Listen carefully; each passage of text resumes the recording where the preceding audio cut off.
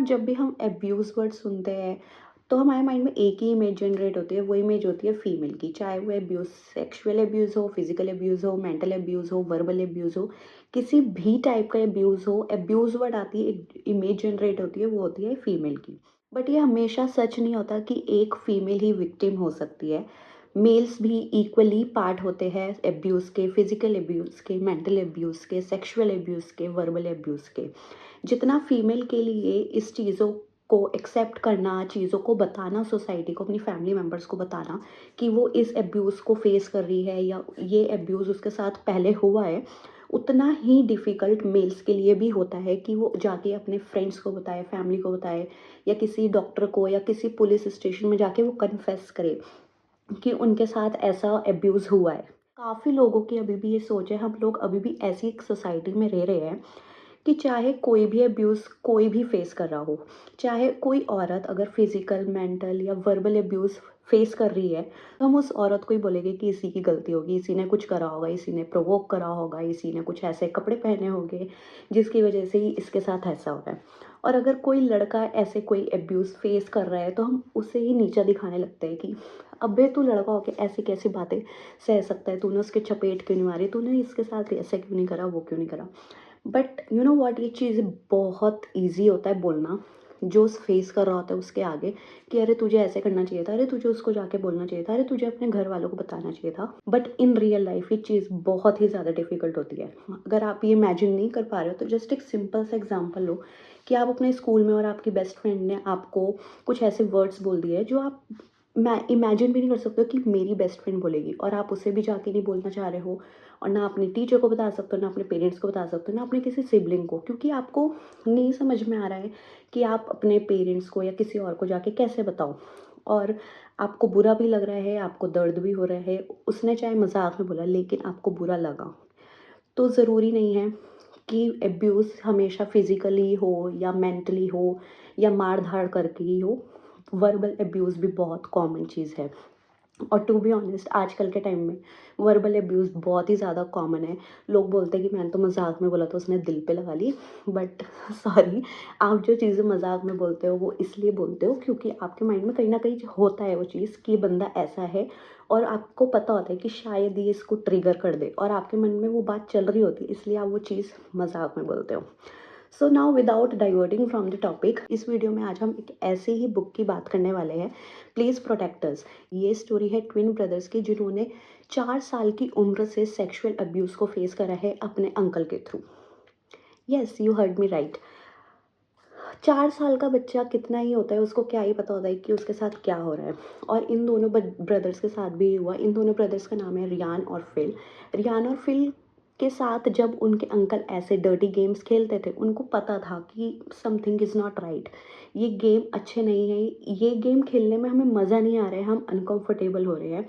But ये words उनके लिए अननोन थे, उनको नहीं पता था कि अनकंफर्टेबल क्या होता है, गलत क्या होता है, डर्टी क्या होता है। उन्हें बस ये बोला गया था कि मैं तुम्हारे साथ एक गेम खेल रहा हूँ और मुझे पता है कि तुम दोनों भी इंजॉय कर रहे हो। उनके माइंड में बिठाया गया कि तुम दोनों भी ये गेम इंजॉय कर रहे हो। बट इन रियलिटी वो 4 साल के बच्चे वो इस गेम्स को इंजॉय नहीं कर रहे थे। उनको नहीं समझ में आ रहा था कि किस टाइप के गेम है। इस टाइप के गेम तो हमने अपने कभी ब्रदर्स, अपने पापा मम्मी के साथ नहीं खेले, हमने सुना तक नहीं है, और ये अंकल हमारे साथ ऐसे गेम खेल रहे हैं। उनको नहीं समझ में आ रहा था कि अपने भाइयों को, अपने पेरेंट्स को कैसे बताए। जब वो थोड़े बड़े हुए, अप्रॉक्स 6 और 7 ईयर्स के, तब एक ब्रदर ने सोचा कि आई थिंक मुझे अपनी मम्मी को बता देना चाहिए। अपनी मम्मी को जब उन्होंने बताने का ट्राई करा कि हाँ, ये जो अंकल है ना बहुत गंदे गंदे गेम खेलते हैं, जो हमें खेलने में मज़ा नहीं आता, मुझे और रियान को मज़ा नहीं आता है खेलने में। तो उसकी मम्मी को समझ नहीं आया कि वो किस तरह के गेम्स की बात कर रहा है। तो उसकी मम्मी ने उसे डांट दिया, तुम्हारे अंकल बहुत अच्छे हैं, तुम उन्हें मिसअंडरस्टैंड मत करो, वो तुम्हारे लिए इतने सारे गिफ्ट्स लाते हैं, हम आप तुम्हारे पेरेंट्स का इतना ध्यान रखते हैं, तुम्हें छुट्टियों पे लेके जाते हैं, कब तुम्हें साइकिल दिलाते हैं, और तुम उनके बारे में ऐसे बोल रहे हो कि तुम्हें उनके साथ मज़ा नहीं आता। तुमने मेरे सामने तो ये बोल दिया, आगे से अपने अंकल के सामने मत बोलना। इस टर्म को कहते हैं ग्रूमिंग, जब एब्यूज़र आपके पेरेंट्स को, आपके सिबलिंग्स को, आपको ये बता देता है कि वो जो कर रहा है वो सही कर रहा है, और आसपास के लोगों को, जैसे कि उसके पेरेंट्स को भी उसके अंकल ने बहुत ज़्यादा ट्रिप्स दिए, गिफ्ट्स दिए, नए नए कपड़े दिए। उसने उन सबको ऐसे ग्रूम करा, अपनी एक पर्सनैलिटी अच्छे अंकल वाली बना ली कि अगर कोई उन अंकल के बारे में हल्का सा भी गलत बोलेगा तो सबको लगेगा नहीं, ये अंकल तो बहुत अच्छे, ये अंकल ऐसे नहीं कर सकते। सो मोस्टली एब्यूज़र यही करते हैं कि वो अपनी इमेज बहुत ही अच्छी बना लेते हैं फैमिली मेम्बर्स के आगे, फ्रेंड्स के आगे, कि कोई भी इन फ्यूचर अगर उनका भांडा फोड़ने की कोशिश करेगा भी तो कोई बिलीव नहीं करने वाला। एग्जैक्टली सेम उनके अंकल ने करा। ये एब्यूज़ 4 साल की उम्र से शुरू हुआ था और 17 साल तक नॉन स्टॉप इन बच्चों ने एब्यूज़ को सहा। और आप इमेजिन भी नहीं कर सकते वो किस ट्रॉमा से गुजर रहे थे। वो रात में सो नहीं पाते थे, वो अपने ब्रदर से बात नहीं कर पाते थे। इनफैक्ट उन अंकल ने दोनों ब्रदर्स को इतने हद तक ग्रूम कर दिया था कि उनके माइंड में उनको ये बिठा दिया था कि तुम दोनों ये गेम्स इंजॉय करते हो, जो भी वो उनके साथ गेम खेलते हैं वो इंजॉय करते हैं और आगे भी इंजॉय करेंगे। प्लस उनको ये बता दिया था कि उनको लड़कियों में कोई इंटरेस्ट नहीं है, उनको सेम जेंडर में इंटरेस्ट है। सो वो लड़के इतने हद तक डर गए थे, वो बातें करना चाहते थे, उनको पता था कि उनका इंटरेस्ट नहीं है, बट कहीं न कहीं उनके दिमाग में, उनके दिल में वो डर था कि शायद हमारे अंकल सही बोल रहे हैं। बट इवेंचुअली जब वो 18-19 साल के हुए, तब धीरे-धीरे जब उन्होंने जॉब करना स्टार्ट करा, कॉलेज जाना स्टार्ट करा, तब उनको रियलाइज़ हुआ कि उनको जो पढ़ाया गया वो गलत था। जो उनके अंकल ने करा वो हद से ज़्यादा गलत था। फिर उन्होंने रियलाइज़ करा कि शायद अगर हम सही टाइम पे ये बातें अपने भाइयों से कर कर लेते जो उनसे बहुत बड़े थे, तो शायद आज हम इस ट्रॉमा से नहीं गुज़र रहे होते।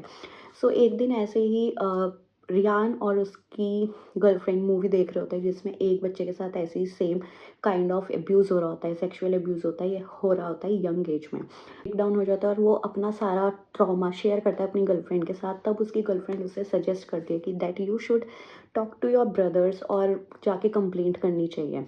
तब उसके ब्रदर रियान और फिल के साथ मिलके एक प्लान करते हैं और उन अंकल को एक्सपोज़ करते हैं और पुलिस कंप्लेंट करते हैं। सुनने में काफ़ी ईज़ी लग रहा है कि उन्होंने ऐसे प्लान बनाया, ऐसे एक्सपोज़ करा, but in reality you can't even imagine कि ये कितना ज़्यादा डिफ़िकल्ट होगा ये डिसीज़न लेना ही और उनको एक्सपोज़ करना ही है और उस ट्रॉमा को रिलीव करना।